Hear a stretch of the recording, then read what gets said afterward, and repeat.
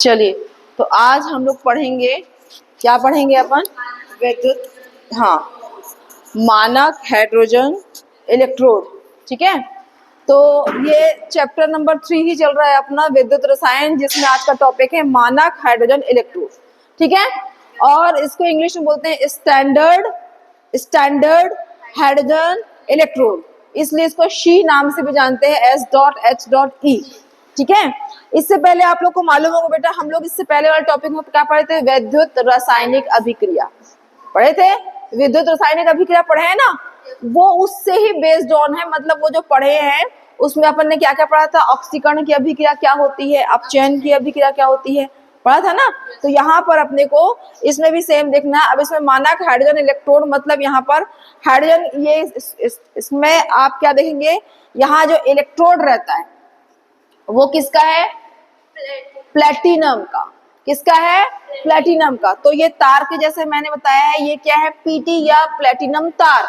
ठीक है, क्या है ये? प्लेटिनम तार। और उसमें क्या दिया हुआ है? प्लेटिनम तार दिया हुआ है, और नीचे में आपको क्या दिया हुआ है? इसका प्लेट लगा हुआ है, प्लेटिनम की प्लेट।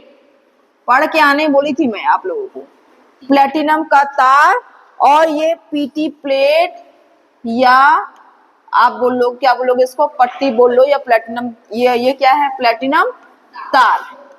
ठीक है, ये क्या है? प्लेटिनम तार किसका काम कर रहा है? इलेक्ट्रोड का काम कर रहा है। किसका काम कर रहा है? इलेक्ट्रोड का। ठीक है, उसके बाद हमने क्या देखा था? यहाँ पर इस सेपरेटर्स में आप देखोगे बीच में कॉपर वायर, ये पूरा सेपरेटर सा लगा हुआ है। ठीक है, इसको मिटा दिया जाता है, ये इसको साइड में लिख देंगे अपन, शी को SHE। ठीक है, अब उसके बाद क्या देखेंगे? इसमें क्या दिख रहा है आपको? यहाँ पर आप देखेंगे कि ये वाला जो पोर्शन है, यहाँ से क्या प्रवाहित की जाएगी बेटा? Hydrogen gas.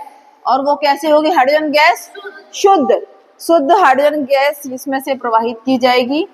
और उसके बाद आप देखेंगे यहाँ पर प्योर या शुद्ध हाइड्रोजन गैस इसमें से प्रवाहित होगी।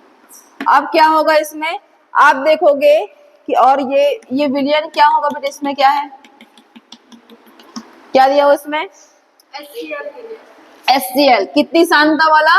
1 मोलार HCl सांद्रता, माने सांद्रता HCl हाइड्रोजन क्लोराइड विलयन है।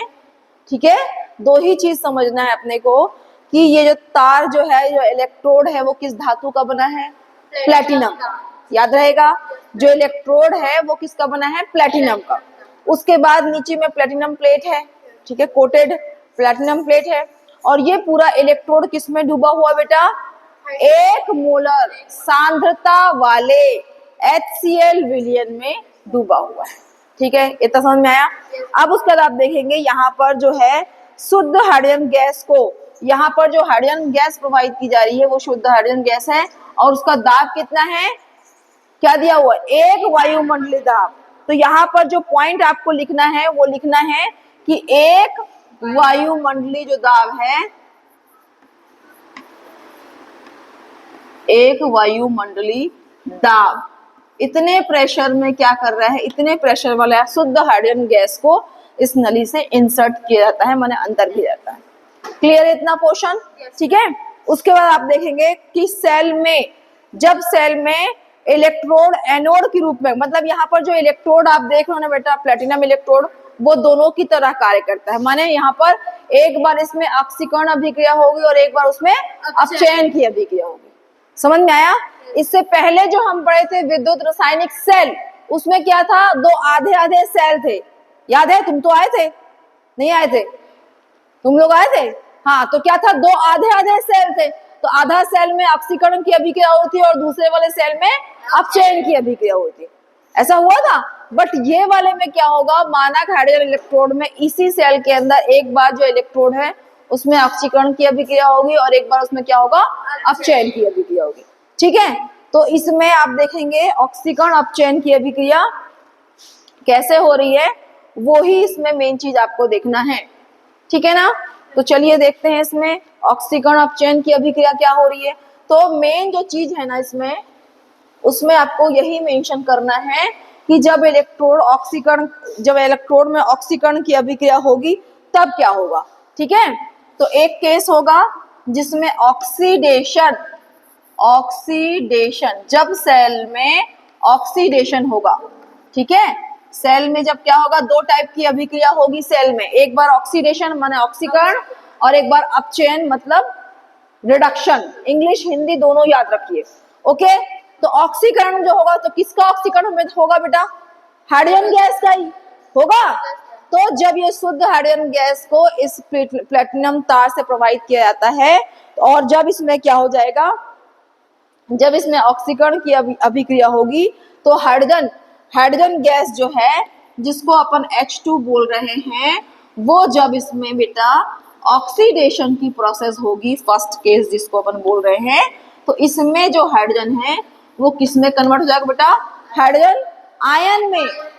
ऑक्सीडेशन में क्या होता है, ध्यान दो, ऑक्सीडेशन की क्रिया में जो धातु जो होगी वो अपने आयंस में कन्वर्ट हो जाएगी।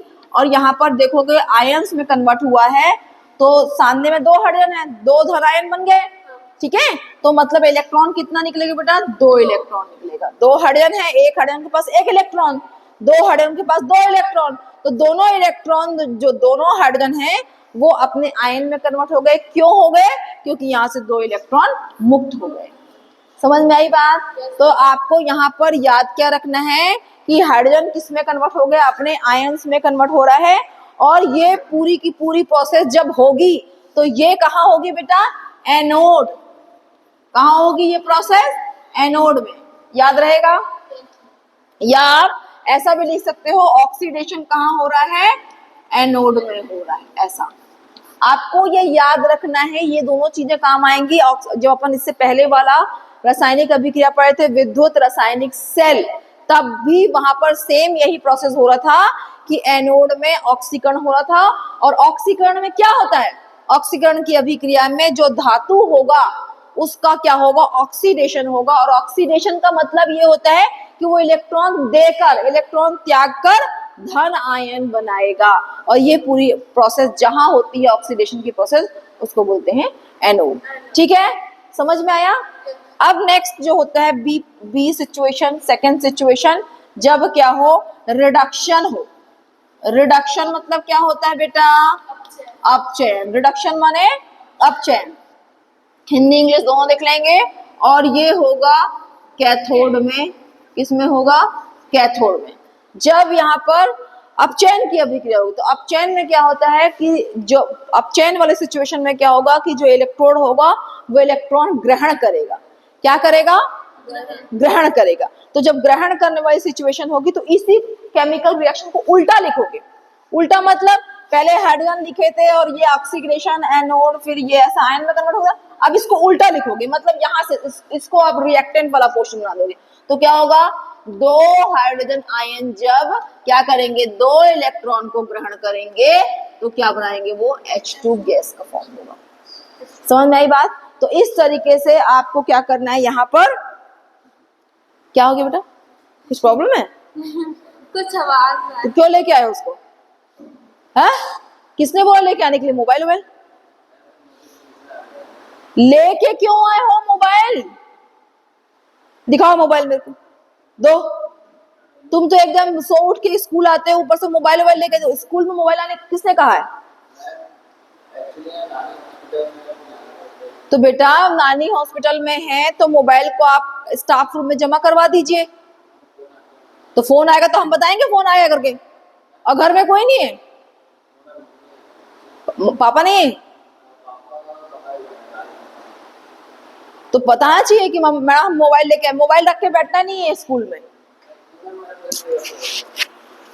इससे पहले भी कई बार बताया गया है कि जब आप एकदम ऐसी सिचुएशन है कि बिना मोबाइल काम नहीं चलेगा, फिर भी यहाँ मोबाइल को अगर लेके भी आओगे तो स्टाफ रूम में टीचर के पास रखो, बिना परमिशन के आप मोबाइल रख के बैठे। 12th क्लास में हो गए हैं, आ गए हैं, आपको मालूम है क्लास 1 से क्लास 12 तक अलाउ है कि मोबाइल लेके जाना। बड़े बड़े MBBS कोर्स में वहाँ डॉक्टर्स और पढ़ाई करने बैठे तो कोई मोबाइल लेके, तुम लोग तो 11th 12th क्लास में मोबाइल लेके इतना इंपॉर्टेंट हो गया और बिना परमिशन के मोबाइल लेके बैठ रहे हो। ध्यान दो, पूरा डिस्ट्रैक्ट कर दे तो टॉपिक से। क्या बताया मैंने आपको? इसमें बताया मैंने कि यहाँ पर शुद्ध मानक हाइड्रोजन इलेक्ट्रोड, इसमें अपन देखें जो विलयन है 1 मोलार सांद्रता वाला विलयन है और इसमें प्लेटिनम धातु जो है वो इलेक्ट्रोड का कार्य कर रही है। अब यहाँ पर जो सेल अभिक्रिया कैसे स्टार्ट होगी, जब हाइड्रोजन गैस जो कि शुद्ध है और एक वायुमंडलीय दाब उसमें अप्लाई करके इस गैस को जब अपन इस इलेक्ट्रोड के अंदर प्रवाहित करते हैं तो यहाँ पर दो सिचुएशन होती है। एक, जब उस सेल में क्या हो, ऑक्सीडेशन की क्रिया हो, तो ऑक्सीडेशन में जो हाइड्रोजन होगा वो किस में कन्वर्ट हो जाएगा, अपने आयन में टूट जाएगा। और यहाँ पर जब ऐसा होगा कि वो अपने आयन में टूट रहा है तो उस समय वो इलेक्ट्रोड किसकी तरह कार्य करेगा, एनोड की तरह कार्य करेगा। और जब वो आयन इलेक्ट्रॉन को ग्रहण करने लगेगा वो सिचुएशन क्या कहलाएगी, अपचयन, और वहां पर होगा अपन बोलेंगे कैथोड की तरह कार्य कर रहा है। अब ये पूरी प्रोसेस, जो पूरा प्रोसेस है इसको अपन ऐसा लिख सकते हैं जैसे कि आपको दिया हुआ सेल रिएक्शन या सेल अभिक्रिया, टोटल मिला के अपन क्या लिख सकते हैं, यहाँ पर जो क्या है प्लेटिनम तार है, प्लेटिनम तार, या जिसको बोल सकते हैं क्या बोलते हैं अपन, इलेक्ट्रोड बोले थे। ठीक है, उसमें इलेक्ट्रोड में अपन ने क्या प्रोवाइड किया बेटा, पहले हाइड्रोजन गैस प्रोवाइड किए थे स्टार्टिंग में। इसको बिना स्टार्ट किए तो कोई रासायनिक अभिक्रिया होगी नहीं, तो पहले अपन ने क्या प्रोवाइड किया, हाइड्रोजन गैस प्रोवाइड किया। और स्टार्टिंग में क्या हुआ था बेटा, जब इसमें अपन हाइड्रोजन गैस प्रोवाइड किए तो ये किस में कन्वर्ट हो गया था, हाइड्रोजन आयन में। तो इसलिए अपन ने क्या लिखा यहाँ पर, हाइड्रोजन आयन, जो कि फर्स्ट वाला देख रहे हैं, हाइड्रोजन गैस किस में कन्वर्ट हो गया, अपने आयन में कन्वर्ट हो गया। उसके बाद आयन जो होगा वो आयन जब बनेगा तो कौन सी सांद्रता वाले विलयन में डूबा रहेगा बेटा, इसको आप ऐसा कर सकते हो HCl, और जिसकी सांद्रता कितनी है 1 मोलर। ये टोटल जो है बेटा सेल रिएक्शन है। सेल रिएक्शन मतलब पूरे सेल में किस प्रकार की अभिक्रिया हो रही है। समझ में आया कि नहीं आया, आ गया ना। तो यहाँ पर टोटल रिएक्शन को मैंने बताया कि प्लेटिनम जो है वो इलेक्ट्रोड की तरह कार्य कर रहा है। जब उसमें हाइड्रोजन गैस प्रोवाइड करेंगे शुद्ध और एक वायुमंडल दाब पर, तो वो अपने किस में कन्वर्ट हो जाएगा, आयन। और जब आयन में कन्वर्ट होगा तो वहां कहाँ आ जाएगा, ये विलयन में आ जाएगा। ठीक है, क्योंकि आयन क्या होते हैं, विलयन में मूव करते हैं, तो ये विलयन में आ जाएंगे। अब इसके बाद इस इलेक्ट्रोड का विभव शून्य माना जाएगा, जबकि इसमें क्या देखेंगे, 1 मोलर हाइड्रोजन आयन सांद्रता के विलयन में हाइड्रोजन जो गैस है एक वायुमंडल दाब पर प्रवाहित की जाती है। तो यहाँ पर आपको बताना है कि इस इलेक्ट्रोड का विभव शून्य मानेंगे कब, जब 1 मोलार हाइड्रोजन आयन सांद्रता के विलयन में हाइड्रोजन गैस प्रवाहित की जाएगी। ठीक है, तो यहाँ पर सिंपल आपको 2-3 चीज इंपॉर्टेंट है। पहला चीज क्या है, पहला चीज आपका डायग्राम ही है ना, और आपको बताना है मानक हाइड्रोजन इलेक्ट्रोड कब बोलेंगे, किस सिचुएशन में बोलेंगे, जो कि मैंने अभी बताया। तो ये डायग्राम बनाओगे आप नीट एंड क्लीन, और फिर बताएंगे कि इस जो इलेक्ट्रोड है उसमें, ये जो सेल है इसमें क्या हो रहा है। तो आप बताएंगे इस सेल में जब हम शुद्ध हाइड्रोजन गैस एक वायुमंडल दाब पर प्रवाहित करेंगे तो क्या होगा। इसको जो मैं बोल रही हूँ ना बेटा, उसको अपने नोट्स में आपको लिखना है। ये तो बनाओगे ही, लेकिन ऊपर में 2 लाइन लिखोगे कि ऑक्सीडेशन या एनोड कहाँ हो रहा है। तो ये रिएक्शन को लिखने से पहले आपको 2 लाइन शब्दों में लिखना है। ठीक है, हाँ बेटा। मैम जब ये एनोड का हुआ है तो कैथोड का भी बनेगा ना। हाँ, ये तो बना है, ये तो बना। ठीक है, तो ये दोनों को कंबाइंड रूप से लिख दिया मैंने, कंबाइंड रूप से लिख दिया है। और इसको बोलते हैं सेल रिएक्शन या सेल अभिक्रिया, मतलब टोटल सेल के अंदर किस प्रकार से अभिक्रिया हो रही है। ऐसे ही अपन विद्युत रासायनिक सेल में पढ़े थे, तो वहां पर भी ऐसे ही लिखना था अपने को कि एक बार ऑक्सीकरण हो रहा था, ऑक्सीकरण में क्या हो रहा था, फिर सॉल्ट ब्रिज बनाओगे बीच में, फिर आधा में क्या हो रहा था, क्या हो रहा था, अपचयन की अभिक्रिया। तो वहां भी वैसे ही अपने को लिखना होता है। तो सेम वैसी प्रोसेस यहाँ भी फॉलो करना है।